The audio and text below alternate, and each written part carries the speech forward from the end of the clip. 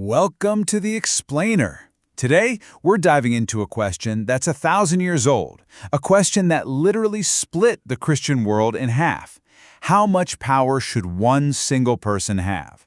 Yep, we're talking about the Pope, and the epic controversy over his authority that created the Catholic and Orthodox churches as we know them. I mean, just think about that. For 1,000 years, you have one united Christian church, a millennium of shared saints, shared councils, shared faith. So what on earth could be powerful enough to shatter that?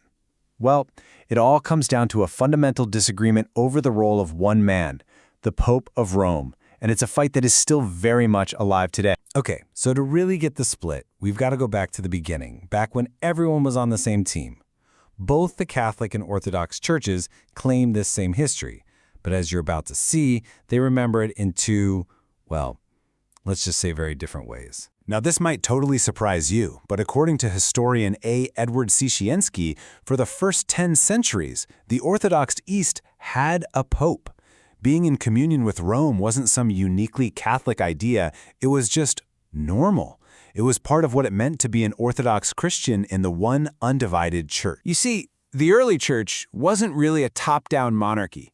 It was structured more like a federation, a team of 5 major centers called the Pentarchy.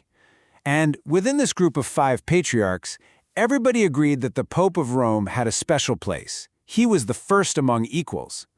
The problem, the billion-dollar question that would eventually break everything, was, what does first actually mean? Right, because underneath all that apparent unity, two completely different ideas about what first really means were starting to bubble up.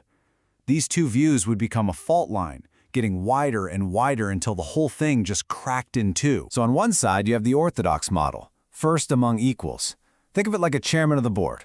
He has a place of honor, he might call the meetings, but he's still one of a council of equals. Authority is shared. On the other side, you have the later Catholic model, supreme pontiff. This isn't a chairman, this is a CEO with absolute executive power over the entire corporation.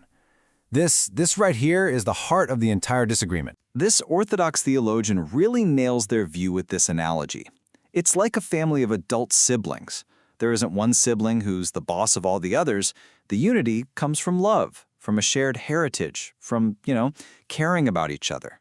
It's organic. It's not forced from the top down. And then you have the view that was formally defined at the First Vatican Council.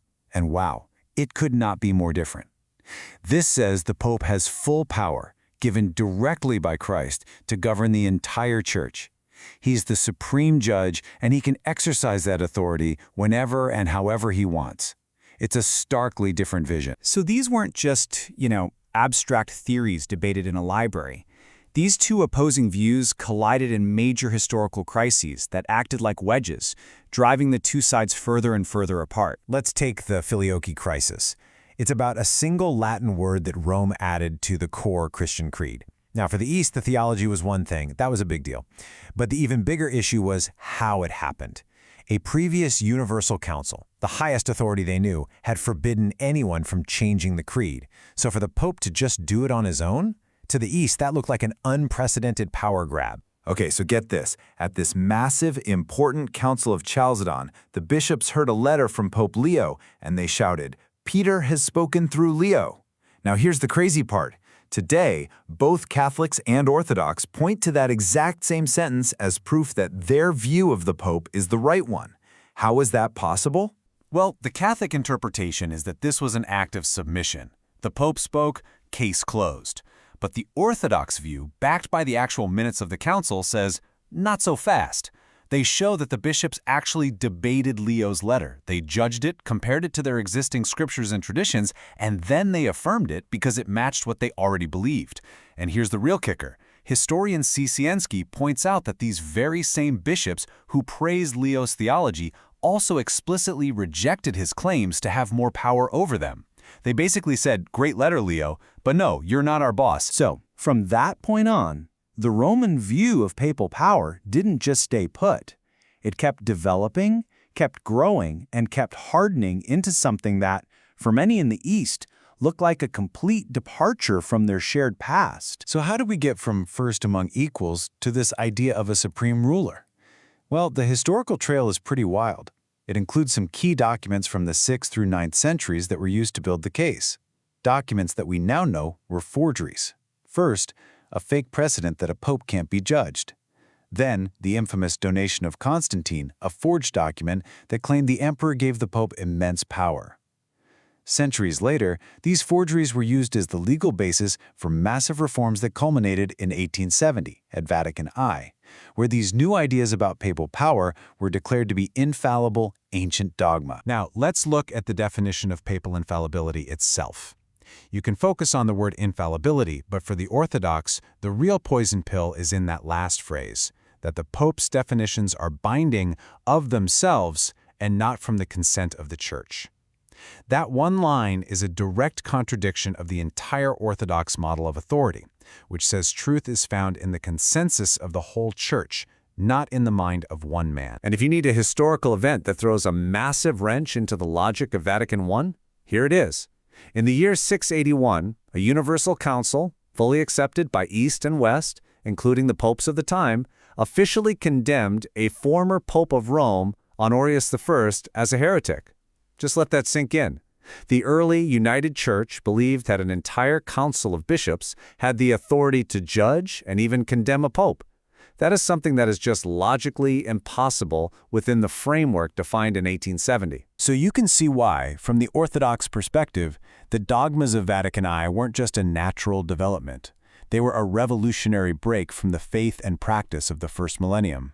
And as Ciccienski puts it, as long as Rome holds to those claims, many in the Orthodox world just don't see a path to reunion. So what does that leave us today? Honestly, it's messy. On the one hand, there's been incredible progress in dialogue. I mean, you have official joint documents where the Catholic side actually agrees that for the first 1,000 years, the Pope didn't exercise the kind of power in the East that he does today. That's huge! But at the same time, both sides are dealing with their own serious internal divisions, which makes finding a united path forward even trickier. And yet, there is this glimmer of hope, and it comes from a man who would later become Pope Benedict XVI. It's known as the Ratzinger formula, and it's breathtakingly simple. Rome shouldn't demand any more from the Orthodox on the topic of the papacy than what was already believed and practiced by everyone in their shared first millennium. It's a call to find the future by going back to the past. And that leaves us with the ultimate question.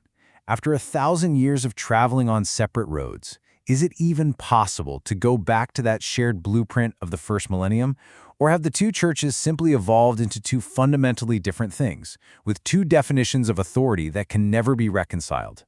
That is the profound question that over 1 billion Christians are still waiting to see answered.